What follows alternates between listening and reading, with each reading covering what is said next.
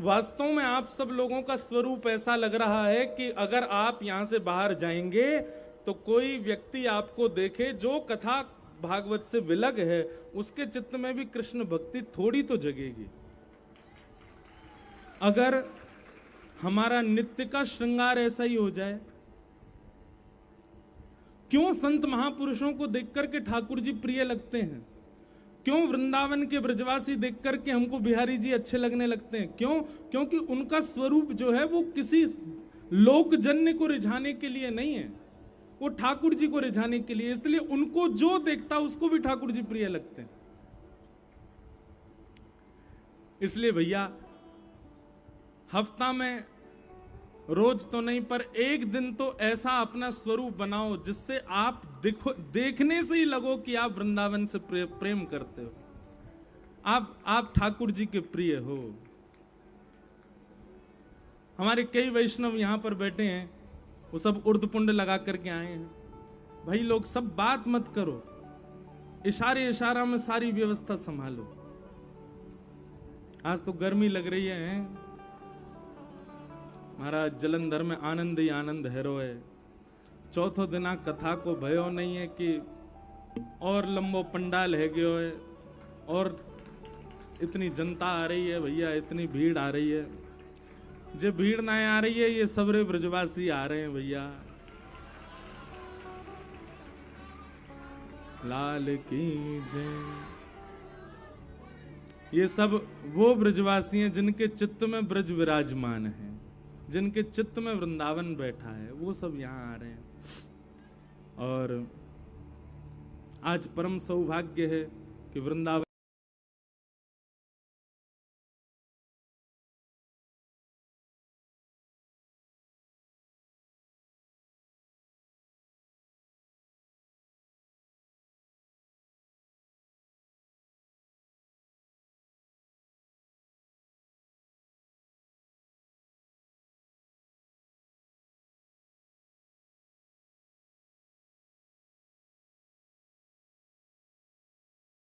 हम लोग भारत में जन्मे हैं के पंचम स्कंद में धन्य है वे लोग जो हिंदू वैदिक सनातन धर्म का पालन कर रहे हैं। तनिक से लोभ में आकर के आज पंजाब के लोग और हमारे भारत में कई प्रांत के लोग अपने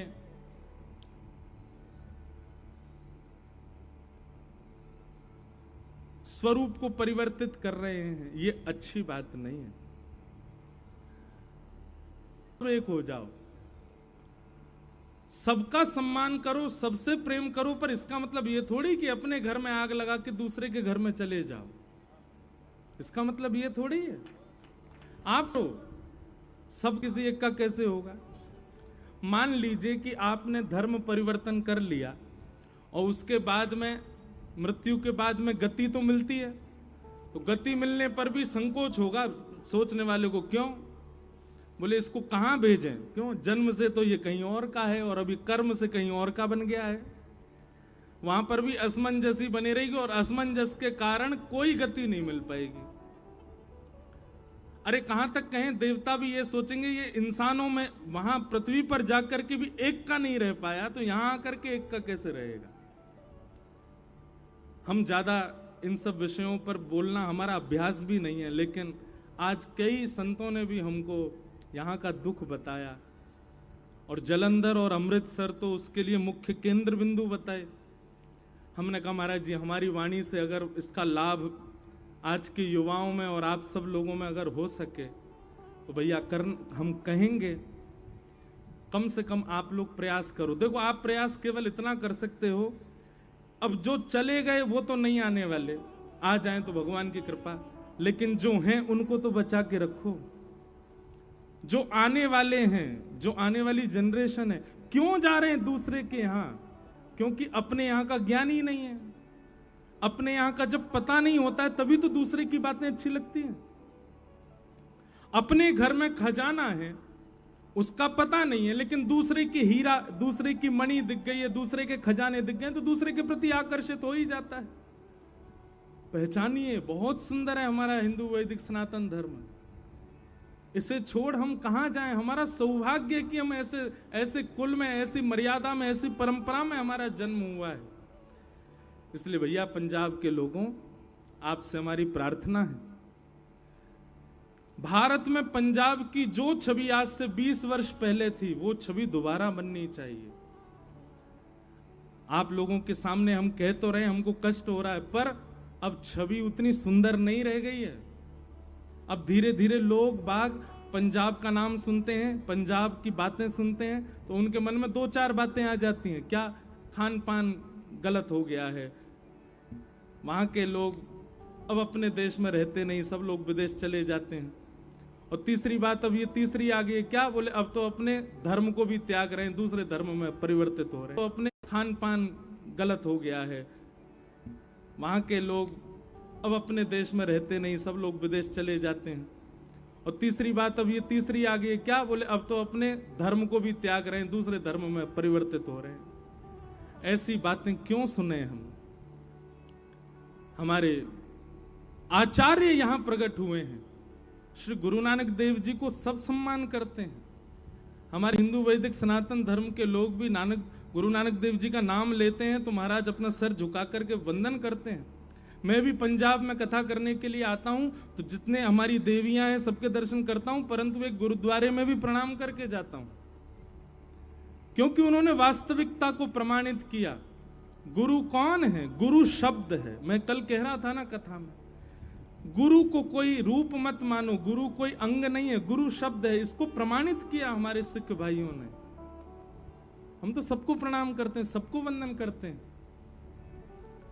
इसलिए भैया ये एक पहल जैसी है कि मंगलवार को आप सब लोग इकट्ठे होइएगा और वहां पाठ करेंगे हम लोग हनुमान चालीसा का। हर मंगलवार आप लोगों को इकट्ठा होकर के करना है, कम से कम इसी से ही सही हमारी आगामी पीढ़ी और जो बचे हुए हिंदू हैं उन लोगों में तो ये भावना जगे कि हमारा हिंदू वैदिक सनातन धर्म कितना शुद्ध है, कितना पवित्र है। हनुमान चालीसा कितने लोगों को याद है? हाथ ऊपर करो। देखो सबको याद है, सबको याद है हनुमान चालीसा। चलो मंगलवार को एक टेस्ट ले लें हम। नहीं, हनुमान चालीसा नहीं सुनेंगे। श्री गुरु चरण सरोज रज निजमन मुकुर सुधार, वरणो रघुवर विमल यश जो दायक फलचार, बुद्धिहीन तनुजान के सुमिरौ पवन कुमार, बल बुद्धि विद्या देव मोह हरौ कलेश विकार। इसका अर्थ बताना है आपको, बताओगे? काहे को हंस गए? इतने दिनों से पाठ करते आ रहे हो तो इसका अर्थ क्यों नहीं? आपके अंदर जिज्ञासा ही नहीं उठ रही है अपने धर्म को पहचानने की। हम रट्टू तोता की तरह रट ले रहे हैं बस बातों को। सत्य बता रहे हैं। आप केवल हनुमान चालीसा की व्याख्या, उसका अर्थ, उसका भाव हिंदी अनुवाद मत पढ़िएगा। हिंदी अनुवाद में तो यथार्थ लिखा होगा, जो है वह वैसा। किसी गुरु मुख से सुनिएगा, आपको इतना प्रेम हो जाएगा हनुमान जी महाराज से। ऐसे ऐसे अर्थ, ऐसे ऐसे भाव हैं वहां पर। श्री गुरु चरण सरोज रज निज मन मुकुर सुधार, वर्णौ रघुवर विमल यश जो दायक फलचार, बुद्धिहीन तनु जान के सुमिरौ पवन कुमार, बल बुद्धि विद्या देहु मोहे हरहु कलेश विकार। गोस्वामी जी क्या लिख रहे हैं? श्री गुरु चरण सरोज रज निजमन मुकुर सुधार। मैंने गुरुजनों की चरण रज से अपनी मन बुद्धि को थोड़ा सुधारने का प्रयास किया है, और उससे मैं क्या कर रहा हूं? गुरु चरण रज की कृपा से ही। वर्णौ रघुवर विमल यश, ये मेरा यश नहीं है, ये मैं नहीं लिख रहा हूं। रघुनाथ जी का यश मैंने गुरु कृपा से लिखा है। कौन कह रहे हैं? गोस्वामी तुलसीदास जी लिख रहे हैं। वर्णो रघुवर विमल यश, कैसा यश लिखा मैंने रघुनाथ जी का? जो दायक फल चार, 4 प्रकार के फल देने वाला राम जी का यश लिखा। कौन कौन से फल हैं बताओ? धर्म, अर्थ, काम और मोक्ष। इनको क्या कहते हैं? चतुर्विध पुरुषार्थ। क्या कहते हैं? चतुर्विध पुरुषार्थ। राम जी का यश सुनने से चारों प्राप्त होते हैं। बुद्धिहीन तनु जान के सुमिरो पवन कुमार। हे हनुमान जी महाराज, हम तो आपके एक नादान बालक जैसे हैं। हमारी इतनी सामर्थ्य नहीं कि हम बहुत ज्ञानी हो, हम बहुत योग्य हो। हम तो नादान बालक हैं, हम तो छोटे बालक हैं। दो बालक होते हैं माँ के, एक बड़ा एक छोटा। माँ जब बाजार जाती है तो बताओ बड़े को लेके जाती है कि छोटे को? छोटे को क्यों ले जाती है? क्योंकि छोटा नादान है। बड़े को छोड़ जाती है कि तू घर संभाल लेगा। तो हम कौन से बालक हैं? हम छोटे बालक हैं। बुद्धिहीन तनु जान के सुमिरो पवन कुमार। हे हनुमान जी महाराज, मुझे क्या प्रदान करो? बल बुद्धि विद्या देहु मोहे, हरहु कलेश विकार। मेरे बुद्धि में जितनी भी जड़ता है सबका हरण कर लो हे हनुमान जी महाराज। मुझे बल दो, मुझे बुद्धि दो, मुझे विवेक प्रदान करो, सही गलत की पहचान मुझे मिले। आप अर्थ सहित हनुमान चालीसा पढ़ेंगे ना, हर दिन आपका मंगल होगा। लेकिन हम लोग पढ़ते कैसे? जय हनुमान लोग जाकर राम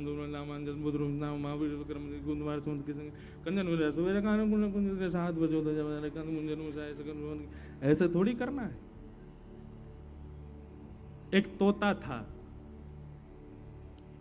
उसका एक पंख कट गया था, तो उसको एक संत अपने यहां ले गए। संत ने मन में विचार किया कि मैं इस तोते को ऐसा ज्ञान तो दे दूं कि ये जीवन में कभी किसी का शिकार ना बने। तो संत ने उसको एक मंत्र याद करा दिया। तोता से बोलते, भेलिया आएगा, जाल बिछाएगा, दाना डालेगा, फंसना मत, फंसना मत, फंसना मत। और तोता तो तुरंत रट लेता है। संत जब भी उसकी ओर देखते बोलते, बोलो तोता, तो बोलता भेलिया आएगा, जाल बिछाएगा, दाना डालेगा, फंसना मत, फंसना मत, फंसना मत। संत बोलते अब इसको तुम याद कर लो अच्छे से। तोता ने याद कर लिया। आते जाते हर समय बस यही बोलता, भेलिया आएगा, जाल बिछाएगा, दाना डालेगा, फंसना मत, फंसना मत, फंसना मत। संत बोले अब इसको कोई शिकार नहीं कर सकता, अब ये ज्ञानी हो गया। महापुरुष अपना कमंडल उठाए यात्रा पर निकल गए, तोता को छोड़ गए एक डाल पर। और तोता तो यही बोलता है, भेलिया आएगा, जाल बिछाएगा, दाना डालेगा, फंसना मत। इतने में ही एक शिकारी आया, उसने देख लिया तोता। तोता को देखते ही महाराज जैसे ही उसने जाल बिछाया तो तोता ऊपर से बोला, भेलिया आएगा, जाल बिछाएगा, दाना डालेगा, फंसना मत, फंसना मत, फंसना मत। भेलिया को लगा ओहो ज्ञानी तोता है, ये तो सब जानता है।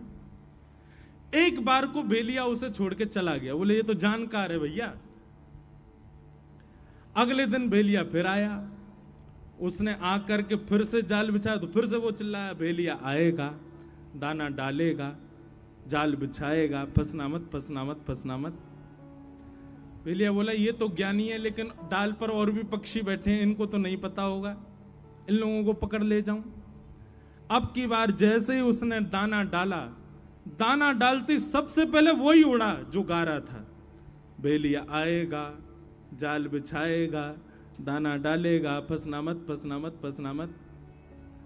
भेलिया ने कहा ओहो रट्टू तोता है, केवल याद कर लिया है, इसको पता नहीं है इसका मतलब। ये जो बोल रहा है वो अपने कहने वाले शब्दों के अर्थ नहीं जानता है, केवल बोलना जानता है। और जैसे ही वो आकर के जाल पर बैठ करके दाना चुगने लगा, भेलिया ने जाल पकड़ा, उसको कमर पर टांगा, तब भी वो कमर पर टंगा टंगा भी बोल रहा है, भेलिया आएगा, जाल बिछाएगा, दाना डालेगा, फंसना मत, फंसना मत, फंसना मत। भेलिया ने घर ले जाकर के महाराज उसकी सब्जी बनाने के लिए जैसे चक्कू उठाया तब भी बोला, भेलिया आएगा, जाल बिछाएगा, दाना डालेगा, फंसना मत, फंसना मत, फंसना मत। यही स्थिति हो गई है हमारी और आपकी।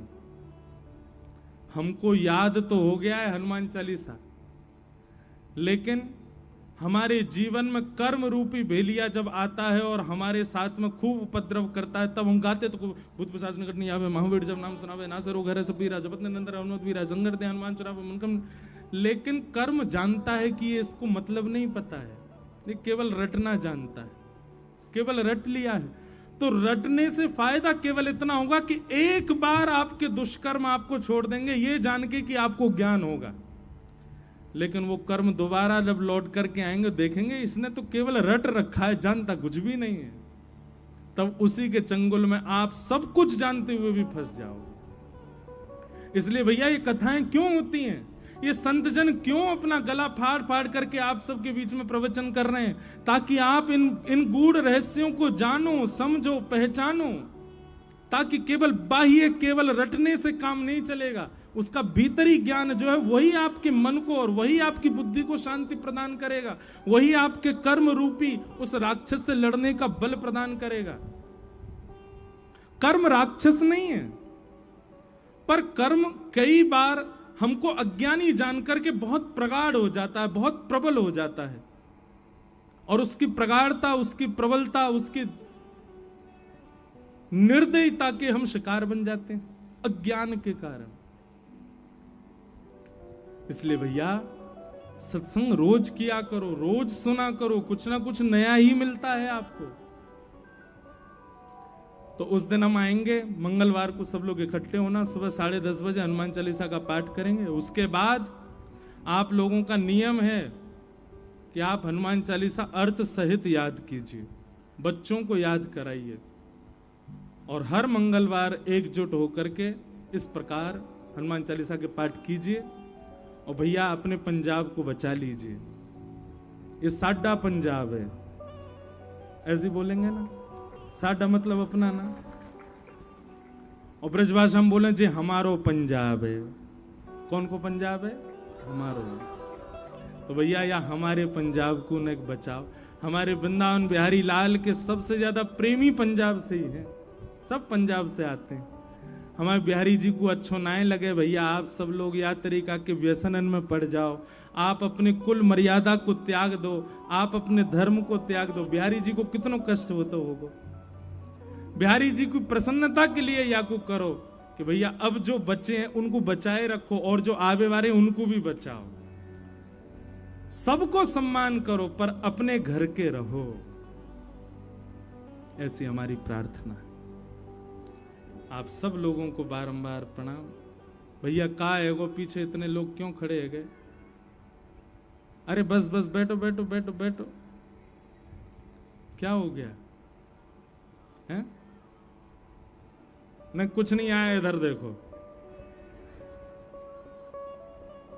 कोई कार्यकर्ता वहां चले जाएं, वहां जाकर के देखें। भैया देखो, जरूरी नहीं है केवल इंसानों को ही कथा सुननी है।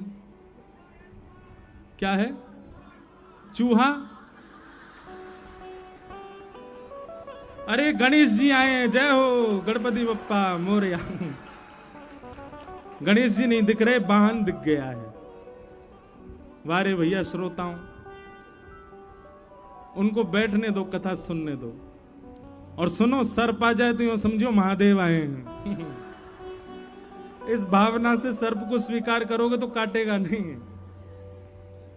बोलो वृंदावन बिहारी लाल की। तो आओ कथा में आज के मंगल भाव में प्रवेश करें। प्रश्न तो हैं, कुछ विशेष चीज हो तो हम थोड़ा बोल देंगे। किसी का प्रश्न है कि बहुत कोशिश करने के बाद भी हमारा ध्यान भक्ति में ना लगे, तो ऐसा क्या करें जिससे हमारा ध्यान भक्ति में केंद्रित हो। आज हम कथा में कपिल देवूति संवाद सुनाएंगे, और कपिल देवूति संवाद में ध्यान कैसे केंद्रित हो, मन कैसे एकाग्र हो, उसके बारे में बताएंगे। फिर किन्हीं का भाव ऐसा है कि महाराज जी आप कथा में कहते हैं कि ठाकुर जी का जो वाम अंग है वो किशोरी जी का स्वरूप है। ये बात निश्चित है। आप किन्हीं भी ठाकुर जी का दर्शन करो, जो वाम अंग है वो किशोरी जी ही हैं। इसीलिए ठाकुर जी के श्रृंगार में कई बार बेणी वाम अंग में ही धारण कराई जाती है, चूड़ामणि वाम अंग में धारण करी जाती है। हमारे राधा वल्लभ संप्रदाय में तो मुकुट ही वाम अंग में धारण कराया जाता है। क्यों? हमारे माई श्यामाजू को राज। ठाकुर जी मुकुट ना पहने, किशोरी जी मुकुट पहन के खड़ी हैं। तो वाम अंग जो है वो किशोरी जी का है। और अगर आप इस बात को कहते हैं कि वाम अंग किशोरी जी का है, तो ठाकुर जी ने गिरिराज जी वाम हस्त की कन्नी उंगली से धारण किए, तो इसका मतलब कि गिरिराज जी किशोरी जी ने धारण किए। ये कोई नई बात नहीं है, ये तो हम हमेशा से कथा में कहते आ रहे हैं। जयदेव महाप्रभु अपने गीत गोविंद में कहते हैं, अभिनव जलधार सुंदर व्रतमंदर व्रतमंदर श्रीमुख चंद्र चकोर जय जय देव हरे। श्रीमुख चंद्र चकोर जय जय देव हरे। आप में से कितने लोगों को ये स्तुति याद है? हाथ ऊपर करना। भैया हमारी बात सुनो। हमारे भारत में एक बहुत अच्छे कवि हुए जिनका नाम था जयदेव महाप्रभु। क्या नाम था? जयदेव महाप्रभु ने श्री जगन्नाथ भगवान को प्रसन्न करने के लिए गीत गोविंद नाम का एक ग्रंथ लिखा, जिसमें बहुत सारी अष्टपदियां हैं। उनमें से एक अष्टपदी ये है, सबसे सरल है इसलिए इसको हम गाते हैं। और भी कठिन कठिन कई अष्टपदियां हैं। लो भैया, जगन्नाथ भगवान आ गए। बोलो जगन्नाथ महाप्रभु की। हम यहाँ 25 को कथा विश्राम कर रहे हैं, और 25 को कथा विश्राम करके रात में हम चले जाएंगे हिसार। हरियाणा के हिसार में 26, 27, 28 और 29 4 दिन का जगन्नाथ रसामृत कथा का प्रवचन है। वहां हिसार में श्री जगन्नाथ जी की लीला और जगन्नाथ जी की कथा वहां सुनाई जाएगी 4 दिन के लिए।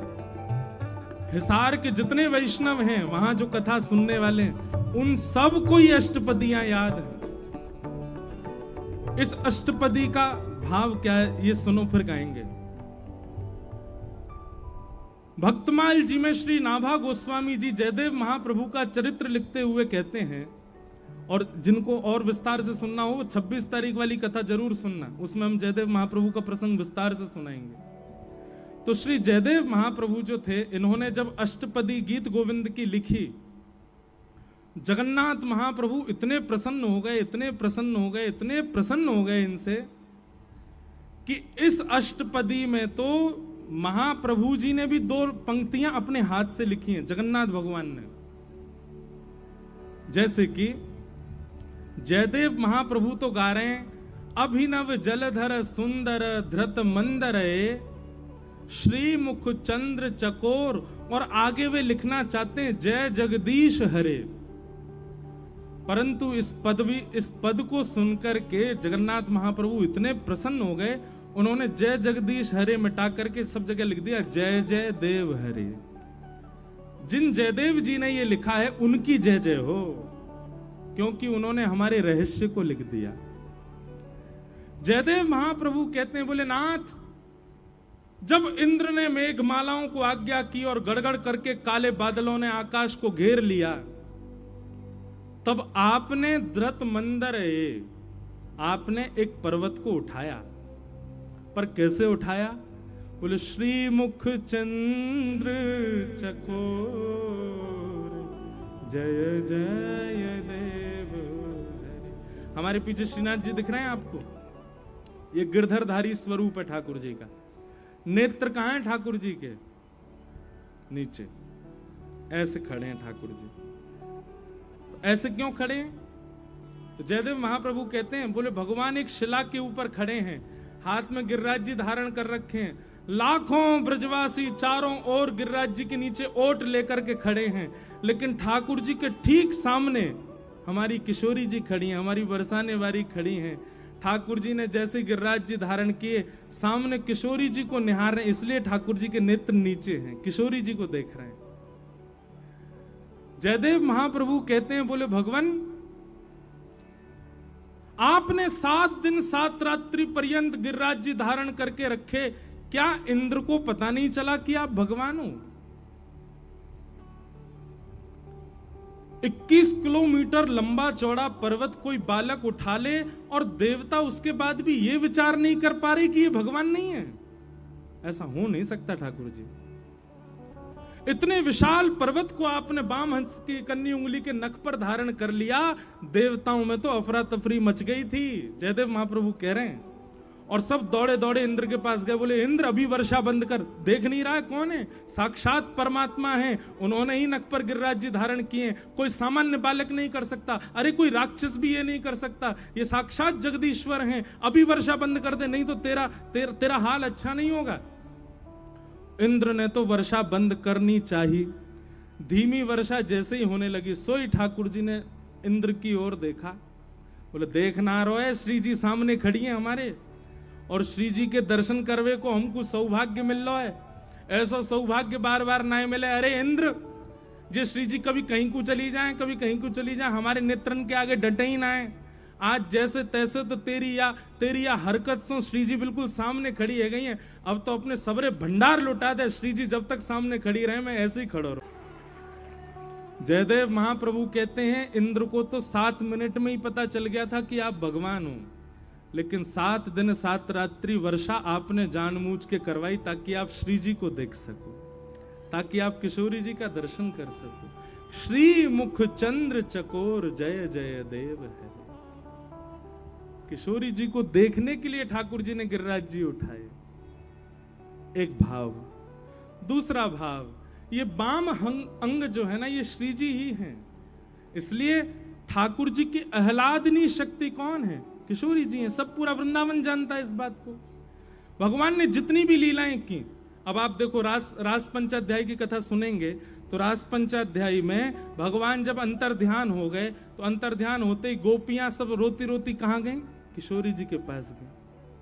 और तब किशोरी जी ने कृपा करके सब गोपियों को क्या प्रदान किया? गोपी गीत।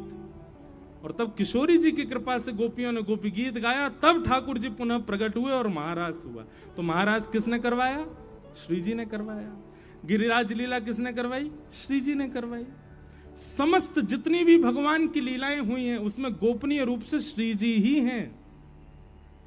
फिर आप जिनका ये पत्र है वो आगे कह रहे हैं कि बोले भगवान ने तो या को मतलब तो ये है कि ठाकुर करें, श्री जी क्रेडिट ले जाएं, ठाकुर जी करें, हमारी श्यामाजू और सबरो बल ले जाएं, वाको सबरो श्रेय ले जाएं ठाकुर जी। अब देखो दो बातें, वृंदावन वाले तो सब जाने कि भैया सब करवे वारी श्री जी हैं, लेकिन जिनको अभी वृंदावन में प्रवेश नहीं भयो उनको ऐसा लगा कि ठाकुर जी कर रहे हैं। मतलब बाहर के लोगन को तो ऐसा लगा कि ठाकुर जी ने गिरिराज जी उठाए, ठाकुर जी ने लीला करी, पर जिनको प्रवेश वृंदावन में है चुको है, जिनको प्रवेश रस में है चुको है, जिनको प्रवेश रसकन के बीच में है चुका है, उनको भेद पता चल गया है। ठाकुर जी कछु ना करें। हमारे माई श्यामा जू को राज, हमारे माई श्यामा जू को राज, हमारे माई श्यामा जू को राज, हमारे माई श्यामा जू को राज। कैसी है श्यामा जू? ओ जाके अधीन सदा ही सावरो, जाके अधीन सदा ही सावरो, जाके अधीन सदा ही सावरो, जाके अधीन सदा ही सावरो, या ब्रज को सिरताज हो,